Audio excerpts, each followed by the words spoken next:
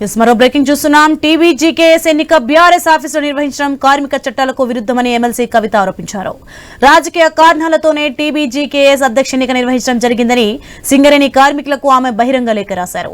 తనను పదవి నుంచి తొలగించి కార్మికుల ఐక్యతను దెబ్బతీయడమే లక్ష్యంగా కొందరు కుట్రలు చేస్తున్నారని విమర్శించారు. గతంలో కేసీఆర్ కు తాను రాసిన లేఖలను లీక్ చేసి కుట్రలకు పాల్పడ్డారని ఆరోపించారు. అప్పుడు కూడా తనపై కుట్రలు చేస్తున్న వారు ఎవరో బయటపెట్టాలనే కేసీఆర్ ను కోరినట్లు చెప్పారు. పార్టీ వ్యవహారాలను ప్రశ్నించడమే తప్పు అన్నట్టుగా కక్షగట్టారని విమర్శించారు. ఆ కుట్రదారులే తనను వివిధ రూపాల్లో వేధిస్తున్నారని చెప్పుకొచ్చారు. పదవిలో ఉన్నా లేకపోయినా కార్మికుల కోసం పనిచేస్తానని చెప్పారు. కార్మికులకు ఏ చిన్న కష్టం వచ్చినా తాను ఆదుకుంటానని కవిత తెలిపారు. ఇదే అంశానికి సంబంధించి మరింత సమాచారం మా ప్రతినిధి ఏవై స్వామి ఫోన్లో అందిస్తారు. స్వామి, అసలు ఏం జరుగుతుంది? టీబీజీకేఎస్ ఎన్నిక బీఆర్ఎస్ ఆఫీసులో నిర్వహించడం కార్మిక చట్టాలకు విరుద్ధమని ఎమ్మెల్సీ కవిత ఆరోపించారు. ఏంటి?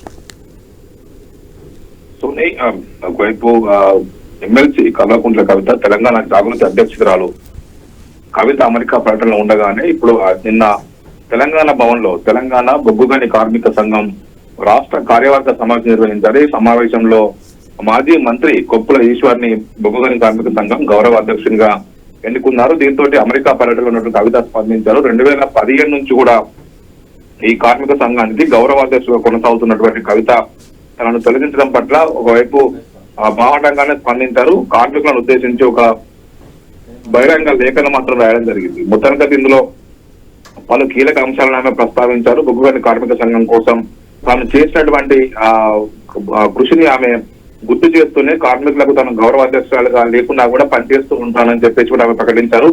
రీసెంట్ గా తెలంగాణ జాగృతి తరఫున ఆమె సొంత ఆర్గనైజేషన్ ని ఒక సింగరేణి 4 ఉమ్మడి జిల్లాల పరిధిలో ఏర్పాటు చేసుకున్న నేపథ్యంలో బీఆర్ఎస్ పార్టీ ఆమెకు ఇప్పటికే ఆమె ప్లేస్ లో కుప్పలేశ్వర్ గతంలోనే ఇన్ఛార్జి పదవులు అప్పచెప్పారు. ఇప్పుడు ఆమె ప్లేస్ లో ఆయనను కొప్పుల ఈశ్వర్ని గౌరవాధ్యక్షులుగా ఎన్నుకున్నారు. మొత్తానికి 10 ఏళ్ల కాలంలో ఆమె ప్రతి కార్మిక కుటుంబం తను చేసినటువంటి సేవను వివరిస్తూ ఆమె ఒకవైపు లేఖలతో పేర్కొనడం జరిగింది. బహిరంగ లేఖను వారికి రావడం జరిగింది. వారి కోసం ఆమె ఏ విషయంలో కష్టపడ్డది, తెలంగాణ ఉద్యమంలో వాళ్ళు ఏ విధంగా పనిచేశారన్న విషయాన్ని గుర్తు చేస్తూనే కార్మిక చట్టాల కోసం, కార్మికుల సంక్షేమం కోసం తాను ఎప్పుడు అండగా ఉంటాను, సింగరేణి బొగ్గుగని కార్మికులు ఇకపై ఏకదాటిపై తీసుకోవడం కోసం పనిచేశానని చెప్పేసి గుర్తు చేసినటువంటి కవిత 2015 ఆగస్టు 17వ తేదీన కొత్తగూడెంలో దాదాపు 1000 మందికి పైగా 11 నేరాలకు సంబంధించినటువంటి 1000 మందికి పైగా సమక్షంలో తనను గౌరవాధ్యక్షులు ఎన్నుకున్నారని సమావేశంలో అప్పటి నాయకులంతా పాల్గొన్నారని గుర్తు చేసినటువంటి కవిత ఇప్పుడు ఒక పార్టీ కార్యాలయంలో తెలంగాణ భవన్ లో పార్టీ కార్యాలయంలో ఏ విధంగా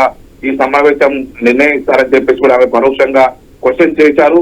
ఇక ప్రతి సందర్భంలో కూడా సింగరేణి కార్మికుల కోసమే పోరాడతాను, తనపై జరిగేటువంటి కుట్రలు వ్యక్తిగతంగా నాకేం నష్టం చేయకపోయినా కార్మికుల శ్రేయస్సు కోసం తనను ఎప్పుడు కూడా తను పాటుపడతారని చెప్పేసి గుర్తు చేశారు. ఉమ్మడి ఆంధ్రప్రదేశ్ లో డిపెండెంట్ ఉద్యోగాలు ఇచ్చే పరిస్థితి లేకపోతే అప్పటి ప్రభుత్వం కేసీఆర్ ప్రభుత్వాన్ని గుర్తు చేసి ఆమె కారుణ నియామకాలు ఇప్పించిన విషయాన్ని గుర్తు చేశారు.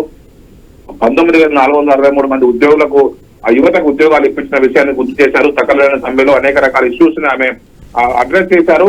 ప్రధానంగా ఒకవైపు వాళ్ళకి ఇచ్చినటువంటి హౌసింగ్ క్వార్టర్ సంబంధించినటువంటి విషయంలో కావచ్చు, 10 లక్షల వడ్డీ లేని రుణాల విషయంలో కావచ్చు, వాళ్ళ పిల్లలకు ఐఐటి ఐఐఎంలలో సీట్లు వస్తే ఫీజు రీయింబర్స్మెంట్ ఇచ్చే విషయంలో కావచ్చు, ఇలా అనేక అంశాలను ఆమె గుర్తు చేస్తూ వచ్చారు.